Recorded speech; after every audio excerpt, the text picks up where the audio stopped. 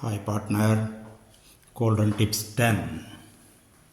ABC partners. அப்போ பார்ட்னர்ஷிப்பில் கொஸ்டின்னு என்ன question பண்ணியிருக்காங்க? Record adjustment entry.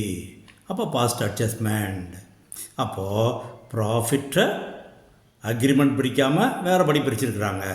இப்போ இதில் பாரு, for the year 24-25 interest was credited to them at 6% per annum instead of 5% per annum.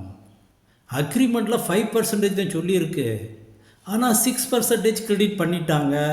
அப்போது 1% ஆஃப் இன்ட்ரெஸ்ட் எக்ஸஸ் கிரெடிட்டட்.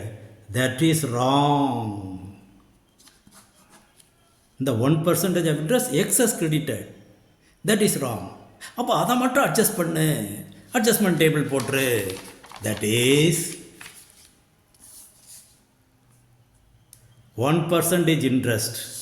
அவங்களுடைய capital 1,20,000, 90,000, 60,000, 1,200, 900, 600, டோட்டலாக 2,700 ப்ராஃபிட்டை எக்ஸ்ட்ரா பிரிச்சிட்டாங்க. That is wrong.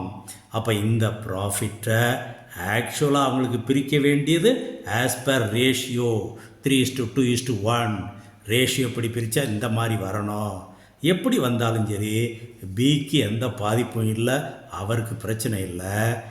ஏக்கு தான் ஆக்சுவலாக வர வேண்டியது 1,350, ஆல்ரெடி கிரெடிட்டட் 1,200 தான். அப்போது 150 லெஸ்ஸராக கிரெடிட் பண்ணியிருக்காங்க ஏற்கனவே, தென் கிரெடிட். இவருக்கு 150 எக்ஸஸாக கிரெடிட் பண்ணிட்டாங்க, அப்போ அவருக்கு டெபிட். ஃபிக்ஸ்டு கேபிட்டல் அக்கௌண்ட் மெத்தடில் இருக்கிறதுனால that is this current account debit to as current account. 150 மட்டும் அட்ஜஸ்ட் பண்ணோம்னா that is the answer. Okay.